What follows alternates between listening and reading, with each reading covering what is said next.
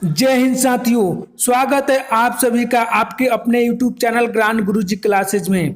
आज के इस वीडियो में हम हिंदी व्याकरण के अंतर्गत अलंकार को बहुत ही आसान तरीका से समझेंगे ताकि आपके एग्जाम में अलंकार से संबंधित एक भी प्रश्न न छूट पाए। तो अगर आप चैनल पर नए हैं तो चैनल को सर्वप्रथम सब्सक्राइब कर ले तथा बेल आइकन को प्रेस कर दें ताकि हमारी आने वाली अगली वीडियो का नोटिफिकेशन आपके पास सबसे पहले पहुंचे। अगर आप वीडियो को पहली बार देख रहे हैं तो वीडियो को स्किप ना कीजिए, वीडियो को अंत तक जरूर देखिए। तो चलिए दोस्तों, हम लोग वीडियो को स्टार्ट करते हैं। सबसे पहले हम अलंकार के अर्थ को समझते हैं। अलंकार दो शब्दों से मिलकर बना है, अलम धन कार। अलम धन कार जिसका शाब्दिक अर्थ है सजावट, श्रृंगार, आभूषण, अर्थात जो अलंकृत करे उसे अलंकार कहते हैं। दोस्तों यहाँ पर एक प्रश्न आता है एग्जाम में कि जो अलंकृत करे उसे क्या कहते हैं, तो उसे अलंकार कहते हैं। दोस्तों यहाँ पर एक और प्रश्न आता है कि अलंकार का संधि विच्छेद क्या होगा, तो अलंकार का संधि विच्छेद होता है अलम धनकार।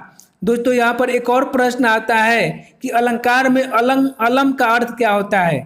अलंकार में अलम का अर्थ क्या होता है, तो सजावट, श्रृंगार और आभूषण। अलंकार में अलम का अर्थ होता है सजावट, श्रृंगार और आभूषण। जिस प्रकार आभूषण पहनने से स्त्री और पुरुष का शारीरिक सौंदर्य और आकर्षण बढ़ जाता है, उसी प्रकार काव्य में अलंकारों के प्रयोग से उसके सौंदर्य में वृद्धि होती है। इसलिए कवि अपने काव्य में अलंकार का प्रयोग करते हैं, अर्थात काव्य की शोभा बढ़ाने वाले धर्म को अलंकार कहते हैं। अगर परिभाषा पूछा जाए तो क्या लिखेंगे कि काव्य की शोभा बढ़ाने वाले धर्म को अलंकार कहते हैं।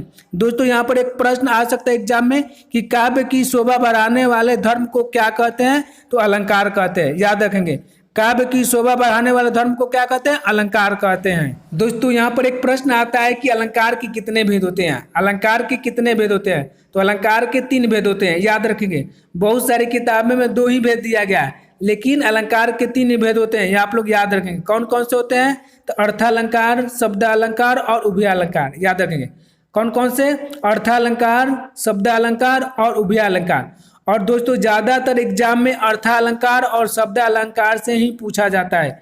अर्थालंकार और शब्दालंकार से ही ज़्यादातर एग्जाम में प्रश्न आता है।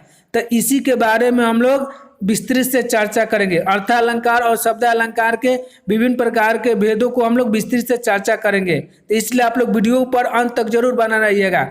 अगर वीडियो अच्छी लगी तो वीडियो को लाइक कर अपने दोस्तों को अधिक से अधिक शेयर कीजिएगा। दोस्तों यहाँ पर एक और प्रश्न बनेगा कि जहाँ अर्थ में सौंदर्य या चमत्कार आ जाता है वहाँ पर कौन सा अलंकार होता है। जहाँ अर्थ में सौंदर्य या चमत्कार आ जाता है वहाँ पर कौन सा अलंकार होता है, तो वहाँ पर अर्थालंकार होता है। कौन सा अलंकार होता है, अर्थालंकार होता है। इसको याद रखेंगे। अगला प्रश्न एग्जाम में पूछा जाता है कि जहाँ शब्दों के कारण कविता में सौंदर्य या चमत्कार आ जाता है वहां पर कौन सा अलंकार होता है, तो वहां पर शब्दालंकार होता है। याद रखेंगे, जहाँ शब्दों के कारण कविता में सौंदर्य या चमत्कार आ जाता है वहां पर शब्दालंकार होता है। अगला प्रश्न आता है कि जहाँ शब्द और अर्थ दोनों में सौंदर्य या चमत्कार आ जाता है वहां पर कौन सा अलंकार होता है। जहाँ शब्द और अर्थ दोनों में सौंदर्य या चमत्कार आ जाता है वहां पर कौन सा अलंकार होता है, तो वहां पर उभयालंकार होता है। याद रखेंगे कौन सा अलंकार होता है, उभयालंकार होता है। दोस्तों पिछले साल बीपीएससी टीआरई 2 के एग्जाम में प्रश्न आया था कि अलंकार के कितने भेद होते हैं। तो दोस्तों उसमें बीपीएससी के आंसर की में भी दिया गया था कि अलंकार के 3 भेद होते हैं। इसलिए आप लोग याद रखेंगे कि अलंकार के कितने भेद होते हैं, 3 भेद होते हैं। कौन कौन से, अर्थालंकार, शब्दालंकार और उभयालंकार।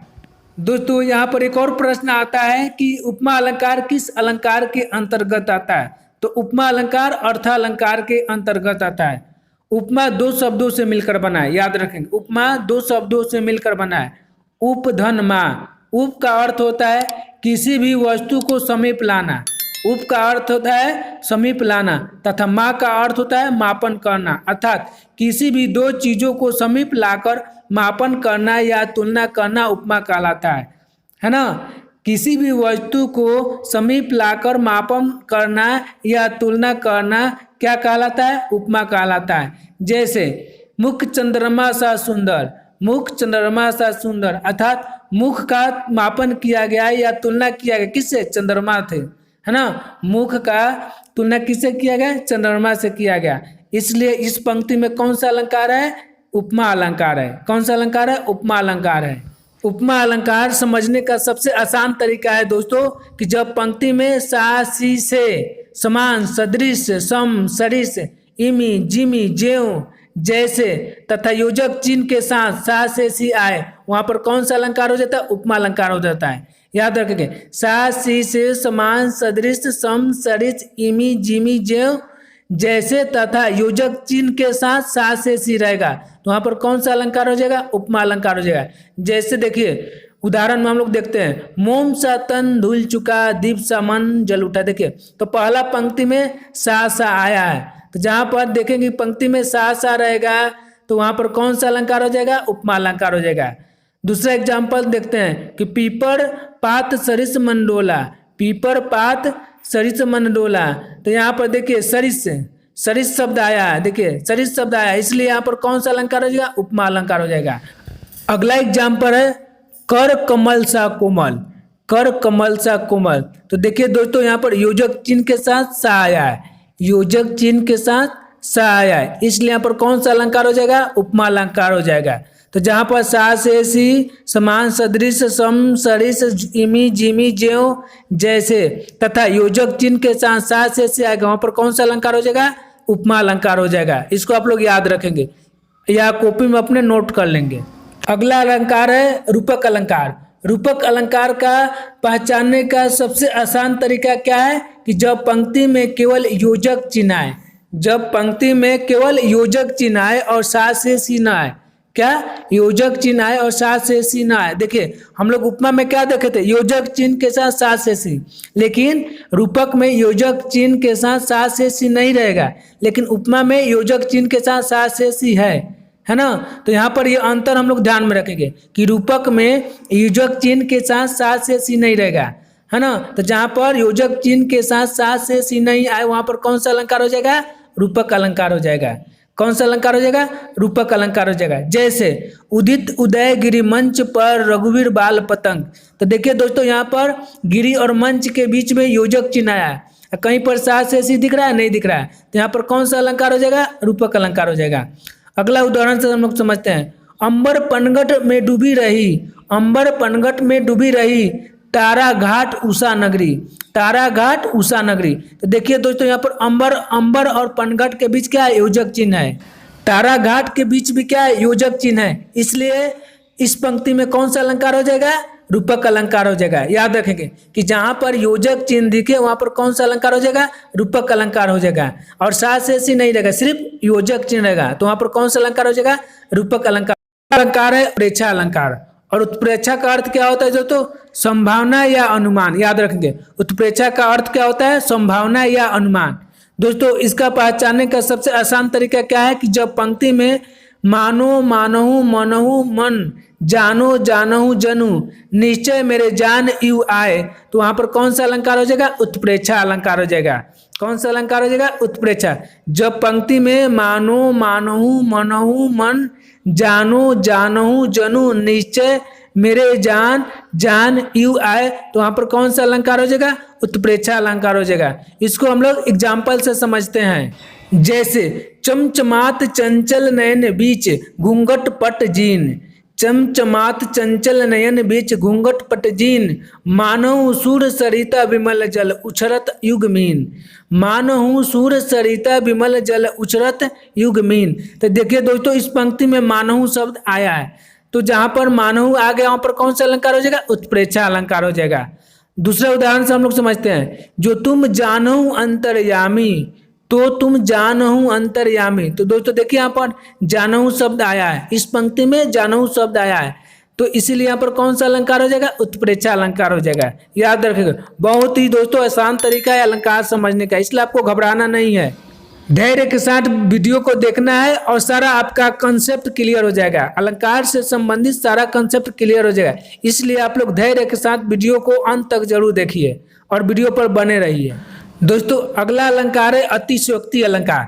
ये किस अलंकार के अंतर्गत आता है? अर्थालंकार के अंतर्गत। ये ध्यान रखेंगे, अतिशयोक्ति किस अलंकार के अंतर्गत आता है? अर्थालंकार के अंतर्गत आता है। दोस्तों यहाँ पर एक और प्रश्न आता है कि अतिशयोक्ति का अर्थ क्या होता है? अतिशयोक्ति का अर्थ क्या होता है? तो बढ़ा चढ़ा कर बोलना, याद रखेंगे। अतिशयोक्ति का अर्थ क्या होता है? बढ़ा चढ़ा कर बोलना। तो जहां किसी वस्तु का बढ़ा चढ़ा कर वर्णन किया जाए वहां पर कौन सा अलंकार होता है? अतिशयोक्ति अलंकार होता है। यहाँ पर एक और प्रश्न आ सकता है कि जहां किसी वस्तु का बढ़ा चढ़ा कर वर्णन किया जाए वहां पर कौन सा अलंकार होता है? तो अतिशयोक्ति अलंकार होता है। इसको एकदम याद रखेंगे आप लोग, एग्जाम में बार बार यहाँ से प्रश्न आता है। इसको उदाहरण से समझते हैं। देख साकेत नगरी है यही, स्वर्ग से मिलने गगन में जा रही। देख लो साकेत नगरी है यही, स्वर्ग से मिलने गगन में जा रही है। देखिए दोस्तों, यहाँ पर बहुत ही बढ़ा चढ़ाकर बोला गया है, क्योंकि साकेत नगरी कहाँ जा रही है? स्वर्ग से मिलने। क्या यह मुमकिन है कि साकेत नगरी गगन से जाके या स्वर्ग से जाकर मिल सकती है? नहीं मिल सकती है। इसीलिए यहाँ पर बढ़ा चढ़ाकर बोला गया है ना। तो बढ़ा चढ़ाकर जहां पर बोला जाएगा वहां पर कौन सा अलंकार होगा? अतिशयोक्ति अलंकार होगा। देखिए, साकेत नगरी को स्वर्ग से मिलाने की बात कही गई है। क्या साकेत नगरी गगन स्वर्ग से मिल सकती है? नहीं मिल सकती है। इसीलिए यहाँ पर बढ़ा चढ़ाकर बोला गया है। तो कौन सा अलंकार हो जाएगा? अतिशयोक्ति अलंकार हो जाएगा। अगला अलंकार है विभावना अलंकार। दोस्तों, विभावना अलंकार को बहुत ही सरल भाषा में समझा जा सकता है। जैसे देखिए कि जहां बिना कारण के ही कार्य हो जाए, जहां बिना कारण के ही कार्य हो जाए वहां पर कौन सा अलंकार होता है? विभावना अलंकार होता है। जैसे देखिए दोस्तों, एग्जाम्पल से समझते हैं। बिनु पद चले सुने बिनु काना, कर बिनु करम करे विधि नाना। यानी कि बिना पैर के और बिना कान के वो सुन सकते हैं और बिना किए हुए ही कोई कार्य हो जा रहा है। देखिए दोस्तों, यहाँ पर बिना कारण के ही काम हो जा रहा है, इसलिए यहाँ पर कौन सा अलंकार हो गया? विभावना अलंकार हो गया। यानी कि बिना पैर के और बिना कान के वो चल रहे हैं और सुन भी रहे हैं, तो इसलिए यहाँ पर कौन सा अलंकार हो गया? विभावना अलंकार हो गया है। दोस्तों, यहाँ पर एक और प्रश्न बनेगा कि भ्रांतिमान का अर्थ क्या होता है? तो भ्रांतिमान का अर्थ होता है भ्रम। जहां समता के कारण किसी वस्तु में अन्य वस्तु का भ्रम हो जाए वहां पर कौन सा अलंकार होता है? भ्रांतिमान अलंकार होता है। हाँ, जैसे आप देखेंगे कि एक शेर जो है कुआं में झांक रहा है और उसी के जैसा परछाई देख रहा है, जिससे वो भ्रमित हो जाता है। तो उसी तरह वस्तु दूसरे वस्तु के सामने आती है तो वह क्या हो जाते हैं? देखकर भ्रम उत्पन्न होने लगता है। तो वहां पर कौन सा अलंकार होता है? भ्रांतिमान अलंकार होता है। जैसे हम लोग उदाहरण से समझते हैं। देख उसको ही हुआ सुख मौन है, देख उसको ही हुआ सुख मौन है, सोचता है अन्य सुख यह कौन है, सोचता है अन्य सुख यह कौन है। यानी कि यहाँ पर सुख जो है, सुख के बीच देखकर सोचता है कि मैं तो सुख हूँ, ये दूसरा सुख कौन है। इसलिए यहाँ पर भ्रांतिमान यानी कि भ्रम उत्पन्न हो रहा है, इसलिए यहाँ पर कौन सा अलंकार हो जाएगा? भ्रांतिमान अलंकार हो जाएगा। दोस्तों, अगला अलंकार है संदेह अलंकार। और संदेह अलंकार का समझने का बहुत ही आसान तरीका है कि जहाँ किसी वस्तु को देखकर संशय या संदेह बना रहे, संचय या संदेह बना रहे, वहां पर कौन सा अलंकार हो जाएगा? संदेह अलंकार हो जाएगा। यहाँ की निश्चित ना हो कि क्या है क्या नहीं है, तो वहां पर कौन सा अलंकार हो जाएगा? संदेह अलंकार हो जाएगा। जैसे देखिए एग्जाम्पल समझते हैं कि सारी बीच नारी है कि नारी बीच सारी है। यानी कि सारी में नारी है कि नारी में सारी, ये बात समझ में नहीं आ रही, इसलिए यहाँ पर संदेह बना हुआ है। जैसे कि सारी बीच नारी है कि नारी बीच सारी है, कि सारी ही की नारी है कि नारी ही की सारी है। मतलब समझ में नहीं आ रहा कि सारी है कि नारी है कि सारी है कि नारी है, इसलिए यहाँ पर क्या बना हुआ है? संदेह बना हुआ है। तो ऐसे जब पंक्ति आएंगे तो वो कौन से अलंकार हो जाएंगे? उस पंक्ति में संदेह अलंकार हो जाएगा। याद रखें, कौन सा अलंकार हो जाएगा? संदेह अलंकार हो जाएगा। दोस्तों, अगला अलंकार है विरोधाभास अलंकार। और विरोधाभास अलंकार का समझने का सबसे आसान तरीका क्या है कि इसमें विरोधी दिखाया जाएगा, यानी कि विपरीतार्थक शब्द जरूर रहेगा। तो जब दो विरोधी पदार्थ का संयोग एक साथ दिखाया जाए, यानी कि दो विपरीतार्थक शब्द एक साथ किसी भी वाक्य में मौजूद रहता है या किसी भी पंक्ति में मौजूद रहता है, तो वहाँ पर कौन सा अलंकार हो जाता है? तो वहाँ पर विरोधाभास अलंकार हो जाता है। जब एक ही पंक्ति में दो विपरीतार्थक शब्द आता है तो वहाँ पर कौन सा अलंकार हो जाता है? विरोधाभास अलंकार हो जाता है। जब दो विरोधी पदार्थ का संयोग एक साथ दिखाया जाए तब वहां पर कौन सा अलंकार हो जाता है? विरोधाभास अलंकार हो जाता है। जैसे सुलगी अनुराग की आग वहां, जल से भरपूर तराग जहां। सुलगी अनुराग की आग वहां, जल से भरपूर तराग जहां। तो देखिए दोस्तों, यहाँ पर आग और जल एक दूसरे का विपरीतार्थक है। आग और जल एक दूसरे का विपरीतार्थक है, इसीलिए यहाँ पर कौन सा अलंकार हो जाएगा? विरोधाभास अलंकार हो जाएगा। याद रखेंगे, आग और जल एक दूसरे का क्या है? विपरीतार्थक शब्द है, इसलिए यहाँ पर कौन सा अलंकार हो जाएगा? विरोधाभास अलंकार हो जाएगा। तो आप लोग इस पंक्ति में इसी तरह से समझ सकते हैं। अगला अलंकार है असंगति अलंकार। और असंगति अलंकार का पहचानने का सबसे आसान तरीका क्या है दोस्तों? कि बोल मैं रहा हूं लेकिन दर्द किसी और को रहा है, यानी कि घाव मुझे लगा है और दर्द किसी और को लगा है। तो इस तरह का अगर पंक्ति दिखे तो वहां पर कौन सा अलंकार हो जाएगा? असंगति अलंकार हो जाएगा। जैसे हम लोग एग्जाम्पल से समझते हैं, हृदय घाव मेरे पीर रघुवर के, यानी कि घाव लक्ष्मण को लगा है लेकिन दर्द किसको हो रहा है? राम को हो रहा है। तो घाव लक्ष्मण को लगा है और दर्द किसको हो रहा है? राम को हो रहा है। तो इस तरह की अगर पंक्ति दिखे तो वहां पर कौन सा अलंकार हो जाएगा? असंगति अलंकार हो जाएगा। अगला अलंकार है अनुप्रास अलंकार। दोस्तों यहाँ पर एक प्रश्न बनेगा कि अनुप्रास अलंकार किस अलंकार के अंतर्गत आता है? हाँ, आपका ऑप्शन है शब्दालंकार, अर्थालंकार और उभयालंकार। तो क्या हो जाएगा? शब्दालंकार। यह ध्यान रखेंगे कि अनुप्रास अलंकार किसके अंतर्गत आता है? शब्दालंकार के अंतर्गत आता है। और इसको पहचानने का सबसे आसान तरीका क्या है दोस्तों? कि जहां किसी पंक्ति में शब्दों में एक ही वर्ण एक से अधिक बार आता है, यानी कि पंक्ति में वर्ण एक से अधिक बार आता है, तो वहां पर कौन सा अलंकार हो जाता है? अनुप्रास अलंकार हो जाता है। जहां वर्ण की आवृत्ति बार बार हो, यानी कि जहां पर वर्ण की आवृत्ति बार बार हो, वहां पर कौन सा अलंकार हो जाएगा? अनुप्रास अलंकार हो जाएगा। इसका सबसे आसान तरीका है पहचानने का कि जहां किसी पंक्ति के शब्दों में एक ही वर्ण एक से अधिक बार आता है, वहां पर कौन सा अलंकार होता है? अनुप्रास अलंकार होता है। जैसे तरनी तनुजा तत् तमाल तरुअर बहुछाय, तरनी तनुजा तत् तमाल तरुअर बहुछाय। तो दोस्तों देखिए, इस पंक्ति में त वर्ण की आवृत्ति बार बार हुई, यानी कि त बार बार आया है, इसलिए यहाँ पर कौन सा अलंकार हो जाएगा? अनुप्रास अलंकार हो जाएगा। जहां पर किसी पंक्ति में वर्ण बार बार दिखे, वहां पर कौन सा अलंकार हो जाता है? अनुप्रास अलंकार हो जाता है।